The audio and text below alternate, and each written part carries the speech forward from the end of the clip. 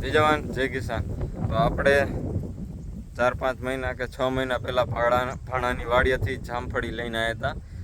4-5 જામફળી લઈને આવ્યા હતા। એમાં 2 જ અત્યારે વધ્યા ને બાકી 2 જામફળી કુંડળા ખાઈ ગયા છે। એટલે 2 જામફળી વધ્યા અત્યારે એમાં ફળ આવ્યા છે, જામફળ આવ્યા છે। તો એમાં જામફળમાં ફળ આવ્યા એટલે ભાણા પાસેથી થોડીક હિંટ લીધી કે ભાણા આમાં જામફળ આવ્યા છે તો આમાં શું કરવાનું। તો ભાણાએ આપણને થોડું ઘણું સમજાવ્યું છે, એ પ્રમાણે હું તમને કહું કે ભાણાએ શું કીધું છે। તો ભાણાએ એ વાત કરી છે કે જામફળ આવે છે તો એમાં તું જો કે ઈયળ કે ચિપ્સ કે એવું કાંઈ નથી ને, તો એની દવા તું છાંટી દેજે। અને દવા તો આપણે ઓલરેડી છાંટી દીધી હતી।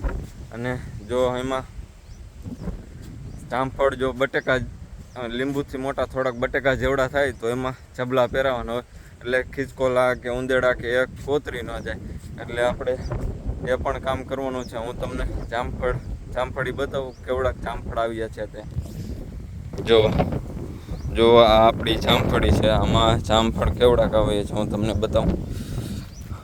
આ જો આવડા જામફળ આવે છે। આ જામફળ લીંબુથી થોડાક મોટા અને બટેકા જેવડા થાય, નાના નાના બટેકા જેવડા, એટલે આમાં જબલા પોરવાનું કામ કરવાનું છે। એટલે કે ઉંદેડા હોય કે ખિસકોલા હોય એ કોતરી ન જાય જામફળ।